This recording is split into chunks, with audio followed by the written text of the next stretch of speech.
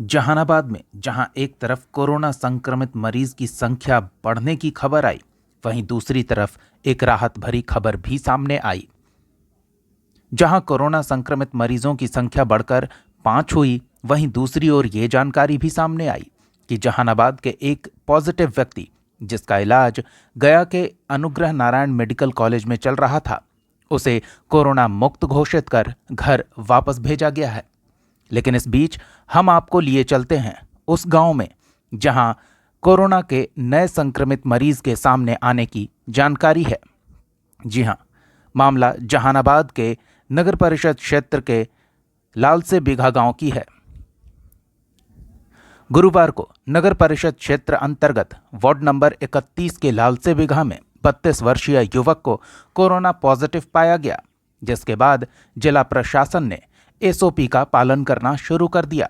मरीज के पॉजिटिव होने की पुष्टि होते ही गांव के 3 किलोमीटर के एरिया को सील कर आसपास के इलाके को सैनिटाइज कराने में प्रशासनिक अमला जुट गया है। इसके साथ ही उस युवक के संपर्क में आए उसके परिजनों और अन्य लोगों को चिन्हित कर फिलहाल अब तक कुल 23 लोगों को होम क्वारंटाइन किए जाने की जानकारी सामने आई है और उन सभी लोगों के सैंपल लेकर जांच के लिए पटना भेज दिया गया है। इस बारे में एसडीओ निवेदिता कुमारी ने जानकारी दी है कि लालसे बिघा निवासी ये युवक कोलकाता से चूना का व्यवसाय करता था और 17 मार्च को अपने गांव लौटा था। गुरुवार को इसका रिपोर्ट पॉजिटिव आने के बाद युवक के घर और गांव को सील किया गया। गांव के 3 किलोमीटर के क्षेत्र को सैनिटाइज किया जा रहा है। उन्होंने बताया कि युवक से बाकी सभी जरूरी जानकारी लेकर आगे की कार्रवाई में प्रशासनिक अमला जुट गया है।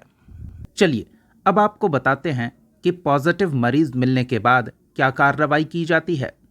राज्य स्वास्थ्य समिति बिहार और भारत सरकार के मार्गदर्शन और डिस्ट्रिक्ट कंटेनमेंट प्लान के आलोक में कार्रवाई को लेकर विस्तृत दिशा निर्देश दिए गए हैं। इनमें जो प्रमुख हैं उनके बारे में आपको जानकारी देते हैं।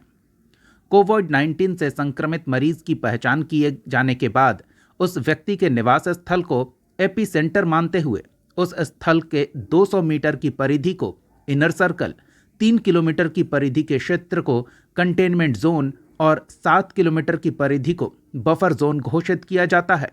इस कार्यालय के पत्रांक के हिसाब से अपर समाहर्ता जहानाबाद को इंसिडेंट कमांडर बनाया गया है। साथ ही उनके सहयोग के लिए डिप्टी इंसिडेंट कमांडर की भी नियुक्ति की गई है। इंसिडेंट कमांडर यानी कि अपर समाहर्ता जहानाबाद को आदेश दिया जाता है कि वो आरआरटी यानी कि रैपिड रेस्पॉन्स टीम का गठन कर कंटेनमेंट जोन का निर्धारण करते हुए उक्त क्षेत्र के समस्त आवागमन मार्गों को बांस बल्ली लगाकर पूरी तरह से बंद करेंगे और आवागमन को पूरी तरह से अवरुद्ध किया जाएगा। इन तस्वीरों में आप देख रहे हैं कि यही कार्रवाई की जा रही है। इन मार्गों पर हमेशा निगरानी रखने के लिए पुलिस अधीक्षक जहानाबाद के स्तर से चौकीदारों और गश्ती दलों की प्रतिनियुक्ति की जाती है। कंटेनमेंट जोन के अंतर्गत सभी निजी और सार्वजनिक प्रतिष्ठान और मार्ग को अगले आदेश तक के लिए पूर्णतया बंद करने का निर्देश दिया जाता है। किसी भी व्यक्ति को इस क्षेत्र से न तो बाहर जाने की अनुमति होती है और न ही किसी व्यक्ति को इस क्षेत्र में आने की अनुमति दी जाएगी। आवागमन पूरी तरह से निषिद्ध रहेगा। अगर किसी व्यक्ति द्वारा कंटेनमेंट जोन से बाहर बिना वैध पास के पलायन किया जाता है या बाहर से कंटेनमेंट जोन के अंतर प्रवेश किया जाता है तो उसके विरुद्ध भारतीय दंड संहिता की धारा 188, 269 और 270 की सुसंगत धाराओं के तहत प्राथमिकी दर्ज करते हुए कड़ी कार्रवाई की जाएगी। अंचल अधिकारी जहानाबाद और काको तथा अनुमंडल पदाधिकारी जहानाबाद इस कार्रवाई को सुनिश्चित करेंगे। कंटेनमेंट जोन के पूरे क्षेत्र को सैनिटाइज और डिसइंफेक्ट किया जाता है।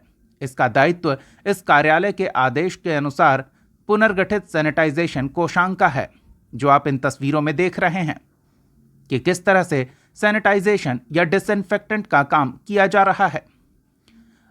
अंचल अधिकारी जहानाबाद कंटेनमेंट जोन में माइक के द्वारा इस बात का प्रचार प्रसार करेंगे कि कोई भी व्यक्ति अपने घर से बाहर नहीं निकलेगा और घर में ही रहने वालों से दूरी बनाकर रखेगा। साथ ही लोगों की जानकारी के लिए जिला सूचना और जनसंपर्क पदाधिकारी जहानाबाद पर्याप्त संख्या में कंटेनमेंट जोन के संबंध में फ्लैक्स और बैनर लगाना सुनिश्चित करेंगे। इसके अलावा कंटेनमेंट जोन के भीतर की सभी दुकानें बंद होने के कारण आवश्यक वस्तुओं जैसे चावल, दाल, गेहूं, हरी सब्जी और दूध का अभाव हो सकता है। उस परिस्थिति में अनुमंडल पदाधिकारी जहानाबाद और संबंधित पणन पदाधिकारी आवश्यक वस्तुओं की सतत आपूर्ति सुनिश्चित कराएंगे। साथ ही प्रभावित क्षेत्र के सभी घरों, सार्वजनिक संस्थानों, दुकानों, स्वास्थ्य सुविधाओं की पहचान कर मोबाइल नंबर के साथ सूची तैयार करेंगे और उप विकास आयुक्त इसका अनुश्रवण करेंगे।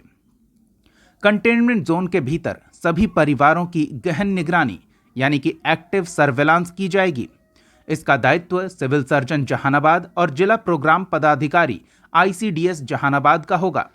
उन्हें निर्देशित किया जाता है कि इस क्षेत्र के अंतर्गत पड़ने वाले चिकित्सा केंद्रों को चिकित्सकों, आशा कार्यकर्ताओं, आंगनबाड़ी कार्यकर्ताओं और अन्य के माध्यम से दलों का निर्माण कर प्रत्येक परिवार के सदस्य के स्वास्थ्य की नियमित जांच विहिप पत्रक में कराएंगे। उप विकास आयुक्त जहानाबाद द्वारा इस कार्य का पर्यवेक्षण किया जाएगा।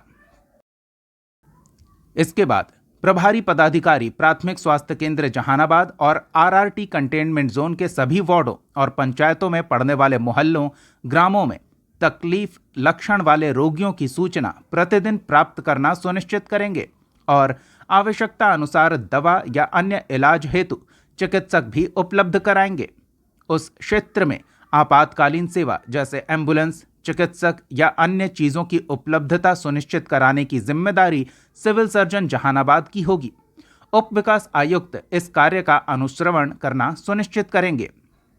इसके अलावा सभी कर्मी या पदाधिकारी को कोविड-19 के सुरक्षा का ध्यान रखेंगे और स्वास्थ्य विभाग बिहार सरकार के दिशा निर्देश अनुसार, राज्य स्वास्थ्य समिति के दिशा निर्देश अनुसार PPE किट, ग्लव, मास्क और साफ सफाई जैसे चीजों का अनुपालन करेंगे।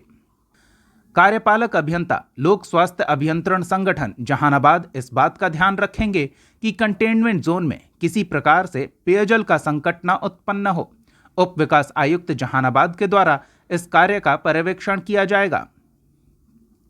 तो सभी पदाधिकारी दिशा निर्देशों के पालन में लग गए हैं ताकि कोरोना संक्रमण को फैलने से रोका जा सके।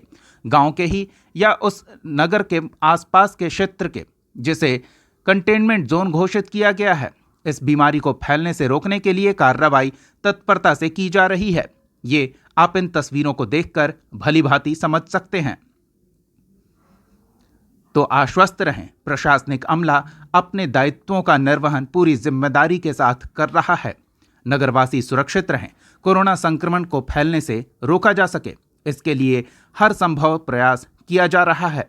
Bureau report, Jehanabad news. क्या इनकी तबीयत खराब हुआ था? ना सर, यहाँ तबीयत की कोई अथी नहीं। कितना दिन से यहाँ पे रह रहे थे वो? 25 का है, उसके बाद यह है। अभी इनको क्या पॉजिटिव मिला है? जी। कैसे लोगों को क्या पता चला? यहाँ पे जांच रिपोर्ट जांच करने के लिए आए थे, ले जाने के लिए, और वो जांच किए तो पॉजिटिव पाया गया। अब जनगणना हो रहा था इसके दौरान, तो इसके कारण से ले गए या उनका फिर डॉक्टर आया था उस टाइम चेक करने के लिए, उस टाइम उसकी रिपोर्ट से फिर जांच चेक करने के लिए ले गए। अच्छा, तो यहाँ पे अभी इन कितने लोगों के संपर्क में आए होंगे? यहाँ शादी ब्याह भी था गांव में। संपर्क में तो बहुत आदमी के आए होंगे। अगर शादी ब्याह में गए हैं तो करीब मान के चलिए कि गांव का पूरा आदमी संपर्क में है। थोड़ा बहुत वो ऐसा ही व्यक्ति है जो बचा होगा। दहशत में तो पूरा गांव है, तो दहशत तो होना ही। अभी जो सैंपल इनका टेस्ट कराया गया था, जो नगर परिषद क्षेत्र वार्ड नंबर 31 लालसे विवाह का है, इसका कोरोना पॉजिटिव आया हुआ है। ये इसके ट्रैवल हिस्ट्री है कि ये करीब 17 मार्च को इनके प्रकार कोलकाता से आया था यहाँ पे और अपने घर में रह रहा था। क्या अभी तैयारी चल रही है यहाँ पे उसके रोकथाम के लिए? तैयारी चल रही है कि उनके जो भी लोग क्लोज कांटेक्ट में थे उन लोगों को अभी तुरंत क्वारंटाइन किया जा रहा है, और बाकी जिनका पॉजिटिव टेस्ट आया है वो तो पहले से ही क्वारंटाइन में है। और जिनको जो इनके बिल्कुल कोल्ड कंटेंट में है उनका कल सबका सैंपलिंग होगा और सबका रिपोर्ट जांच में जाएगी। क्या गाँव भी सील किया जा रहा है? हाँ बिल्कुल, जो भी SOP है उनके अनुसार से 200 मीटर का क्षेत्र जो एपी सेंटर है और 3 किलोमीटर का क्षेत्र जो कंटेनमेंट एरिया है उसको हम लोग पूरी तरह से तो सील ये कर शादी समारोह में शिरकत किया था तो उसके लिए क्या किया जा रहा है लोग? हाँ, ये जानकारी मिल रही है कि ये शादी में शिरकत किया हुआ था, उसके बारे में भी पूछताछ चल रही है और इन लोगों का पूरा कांटेक्ट हम लोग खंगाल रहे हैं।